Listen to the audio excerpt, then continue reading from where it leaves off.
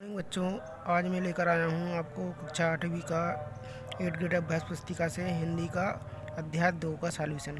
हमने कल के वीडियो में अध्याय 1 का सॉल्यूशन देख चुके हैं। आज हम 2 का सीखेंगे।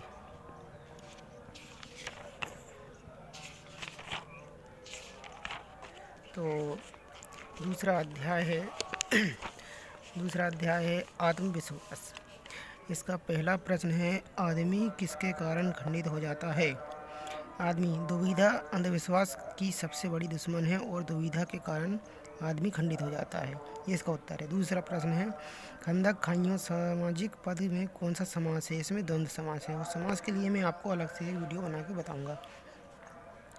मनुष्य के आत्मविश्वासहीन होने के क्या कारण है?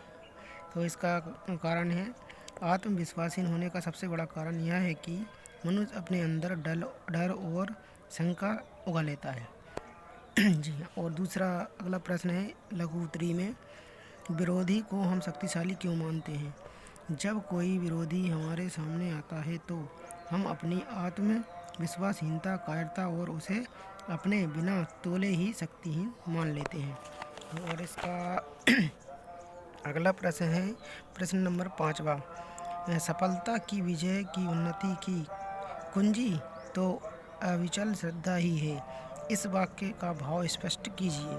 इसका उत्तर है, बहुत से व्यक्ति यह सोचते हैं कि हमको सफलता नहीं मिलेगी और भगवान हमारे विपरीत है तथा वह अपनी सफलता को हाथों से पीछे की ओर धकेल देता है और हमारा मन यदि यही निराशा है और शंका से भरा है तो हमारा परिणाम भी निराशाजनक होगा।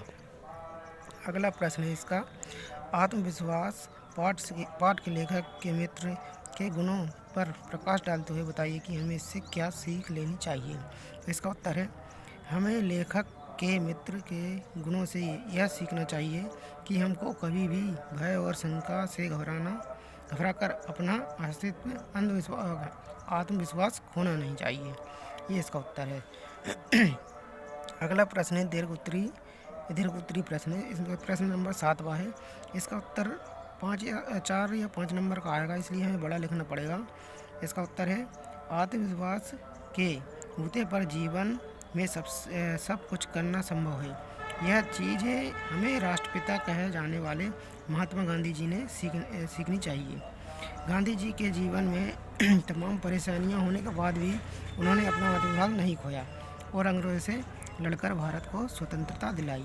जी हाँ। और इसका मूल्यांकन अभ्यास इसका 2 है। इसका पहला प्रश्न है, राम बाली के सामने आकर क्यों नहीं लड़े? राम बाली के सामने आकर इसलिए नहीं लड़े क्योंकि बाली को वरदान प्राप्त था कि कोई भी उसके सामने आता है तो उसकी आदि शक्तियाँ उसमें चली जाती है, इसलिए वो राम भगवान उनके सामने आए नहीं। अगला प्रश्न है, सुभाष चंद्र बोस का प्रमुख चरित्र गुण क्या था? आत्मविश्वास पाठ के अनुसार एक उदाहरण सही लिखिए। तो एक बार अंग्रेज शिक्षक ने सुभाष चंद्र बोस जी से परीक्षा के समय घूमते हुए पंखे को देखकर यह बोला कि क्या इस पंखे की पंखुड़ियों को गिना जा सकता है? तभी उसी वक्त सुभाष चंद्र जी ने कहा, हाँ गिना जा सकता है, और इससे अंग्रेज शिक्षक बहुत प्रसन्न हुए।